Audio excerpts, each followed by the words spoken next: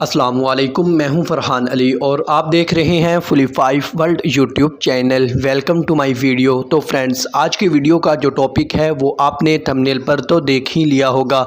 तो फ्रेंड्स, आज हम इस वीडियो में आपको ये बताएंगे कि हमारे TCL के एयर कंडीशनर के इंडोर की डिस्प्ले पर अगर आपको EF का एरर देखने को मिले तो फ्रेंड्स, इस एरर कोड आने की क्या वजह हो सकती है। हमारे TCL के एयर कंडीशनर में कौन सा ऐसा पार्ट्स है जिसके मिस होने की सूरत में ये EF का एरर हमारा TCL का एयर कंडीशनर शो करता है। तो फ्रेंड्स, आज की वीडियो छोटी सी ज़रूर है मगर बहुत ही इंटरेस्टिंग होने वाली है। तो फ्रेंड्स, वीडियो को लास्ट तक वॉच करें, इसे कहीं से भी स्किप मत करें ताकि आपको इसकी सही से समझ आ सके।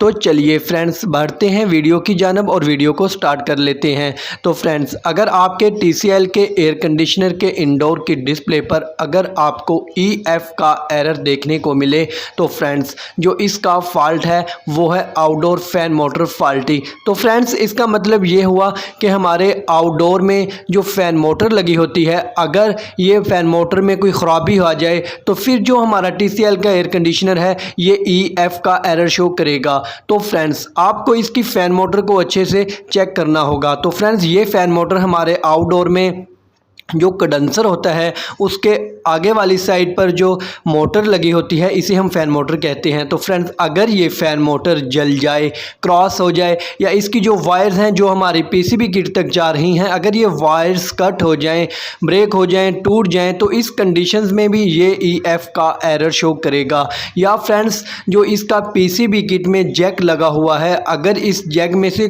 कोई वायर्स लूज़ हो जाए या निकल जाए तो इस कंडीशन में भी ये EF का एरर शो करेगा। या फ्रेंड्स, जब हमारे टेक्नीशियन सर्विस करते हैं तो वो इसकी PCB को खोलते हैं या आउटडोर को साफ़ करने के लिए, तो फ्रेंड्स वो इस जैक को लगाना भूल जाते हैं या वो लगाते हैं पर सही से नहीं लगता। तो फ्रेंड्स, इस कंडीशन में भी ये EF का एरर शो करता है। तो फ्रेंड्स, आपको इसके जैक को भी अच्छे से चेक करना होगा। जैक के अंदर जो वायर्स हमारी लगी हुई हैं आपको इन्हें भी देखना होता है। अक्सर जब टेक्नीशियन जैक निकालते हैं तो वो वायर्स को पकड़ कर खींचते हैं, जिसकी वजह से हमारे जैक के अंदर से ही जो वायर है वो लूज़ हो जाती है या निकल जाती है। तो इस कंडीशन में भी ये EF का एरर शो करता है।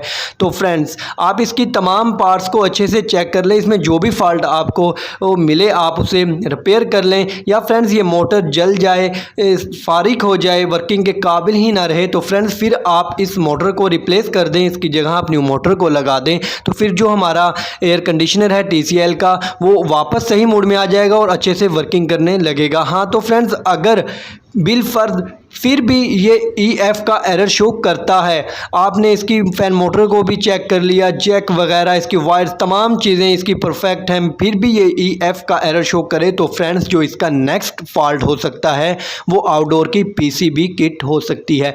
तो फ्रेंड्स, आपको इसकी PCB किट को अच्छे से चेक करना होगा।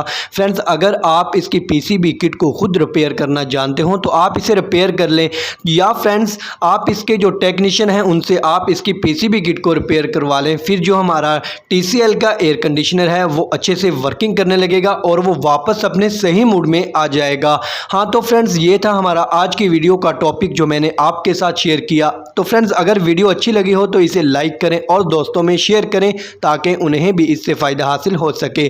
तो फ्रेंड्स, अगर आप मेरे चैनल फुली 5 वर्ल्ड पर न्यू हैं तो फ्रेंड्स जल्दी से इसे सब्सक्राइब कर लें और साथ में बेल आइकन की घंटी को भी प्रेस कर दें ताकि मेरी हर न्यू आने वाली वीडियो का नोटिफिकेशन सबसे पहले आपको मिल सके।